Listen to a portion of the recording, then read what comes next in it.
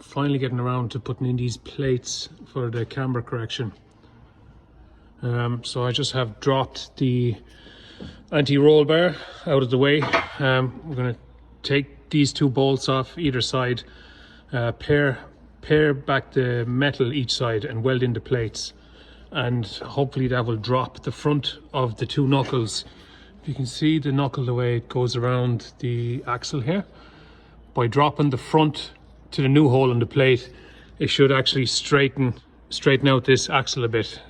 That's the theory behind it anyway. Whether it works or not, time will tell.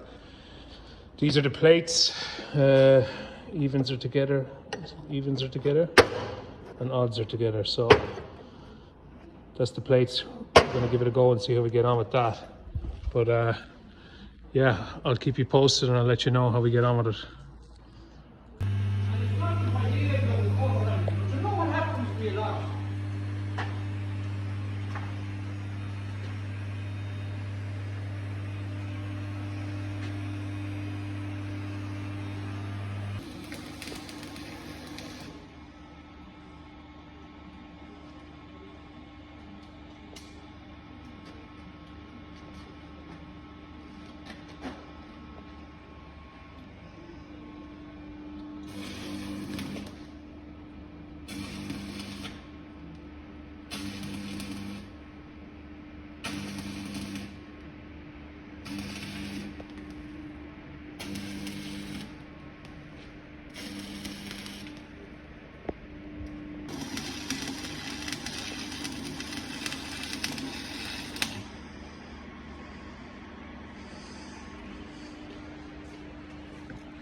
I don't mind, Tommy, you can take as much as you like, they can't see my face anyway.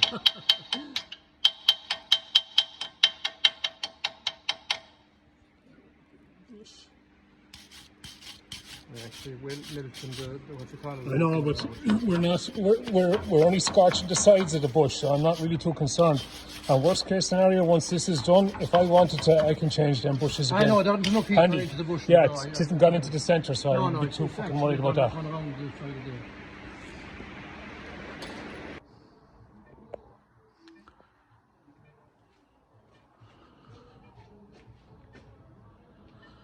So basically a 12mm drop from the original hole. You can see the space underneath the axle, or between, we'll say, that kind of hockey stick trailing arm and the axle. There's space there now.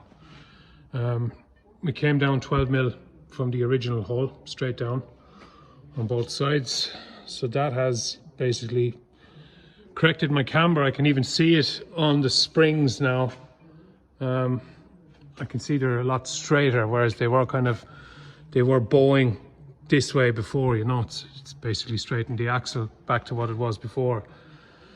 So I'm going to zinc prime up these and paint them, stop them rusting, and I'll take it down and I'll get the alignment done on it again, and we should be good. We didn't go with the plates in the end. It's just easier to do it this way. So came down 12mm center to center, drilled our 12mm hole. That didn't leave a whole pile at the base here. It left maybe 4 or 5mm of meat, we'll say, at the base. So we have a heavy duty washer on the outside of both sides with a 24mm insert, just to stop any movement that might happen on that. And as you can see, it's welded around. And on this side then, we've got a heavy duty 12mm washer, same principle, basically, welded around the sides. So 12 and 12 on the inside and two 24s on the outside.